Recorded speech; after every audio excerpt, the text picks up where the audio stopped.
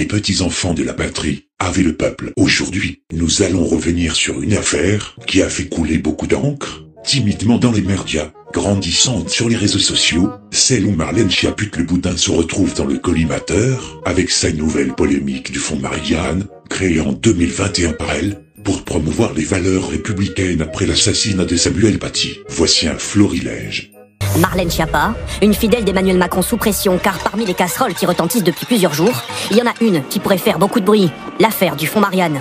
Quelques mois après l'assassinat de Samuel Paty, Marlène Schiappa, alors ministre déléguée chargée de la citoyenneté, annonce en 2021 une mesure forte.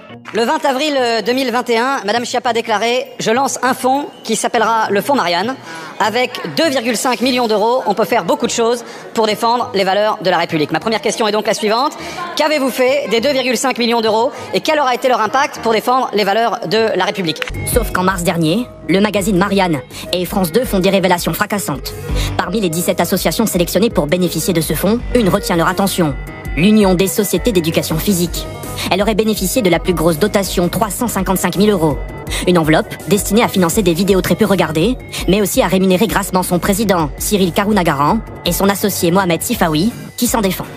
La question est en effet légitime car depuis plusieurs médias ont révélé au terme de 9 mois d'enquête que ce sont vos proches qui auraient touché des dizaines de milliers d'euros. C'est moralement et juridiquement condamnable, singulièrement au moment où tant de nos associations souffrent de sous-financement et où certaines d'entre elles sont criminalisées dans le cadre de votre loi séparatisme. Je n'ai pas touché 120 000 euros, j'ai touché précisément, et l'administration fiscale peut le préciser. Demain, il y aura des enquêtes administratives et judiciaires qui pourront le vérifier. Vous avez payé des impôts dessus. 43 000 euros très précisément, net d'impôts, passez-moi les virgules et quelques centimes. Ces associations fictives étaient en réalité des officines destinées à salir vos opposants politiques, à influencer les résultats des élections présidentielles et législatives.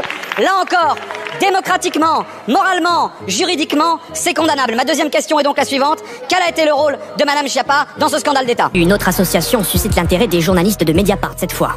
Créée tout juste avant l'appel de fonds, Reconstruire le commun aurait perçu 330 000 euros d'argent public pour là encore créer des vidéos. Monsieur le ministre de l'Intérieur, si dans 200 ans des historiens venaient à vouloir dater le macronisme, ils pourraient dire né avant la honte.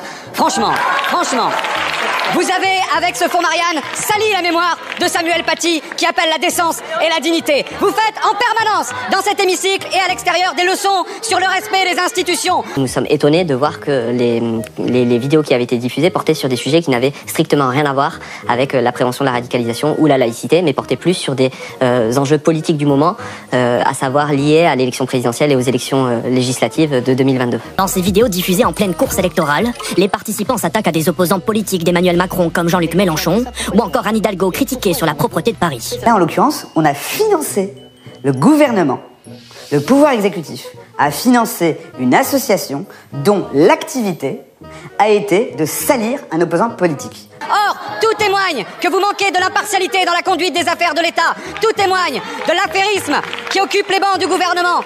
Tout témoigne du fait que vous salissez les institutions, notre démocratie et notre pacte républicain. En l'occurrence, dans la crise démocratique que nous connaissons, c'est criminel. Marlène Schiappa nie toute implication dans le choix des bénéficiaires du fonds Marianne. Mais aujourd'hui, Mediapart a révélé que 3 de ses collaborateurs, dont son directeur de cabinet, ont participé à la sélection des candidatures. De son côté, Olivier Véran semble prendre ses distances. Le porte-parole du gouvernement attend des réponses et souhaite, je cite, de la transparence. Ah bah, on va pas finir en cause. Bien évidemment, ce boudin a fait en sorte de faire diversion en posant dans le magazine qui sert à se tirer la cramouille, avec une interview en prime sur le droit des gonzesses, bref, du foutage de tronche, de la poudre aux yeux comme d'habitude. Ouais, c'est bien vrai. Et au final, les stocks de ce numéro auraient été soi-disant épuisés en un rien de temps, achetés avec l'argent du fonds Marianne. Allez savoir. Sauf que dernièrement, le Sénat a fini par ouvrir une commission d'enquête. Ça commence à crognoter pour Marlène le boudin. Et là, c'est carrément la merde. Alors bien évidemment, l'un des premiers à bien décrire cette nouvelle tempête de merde, c'est France 2.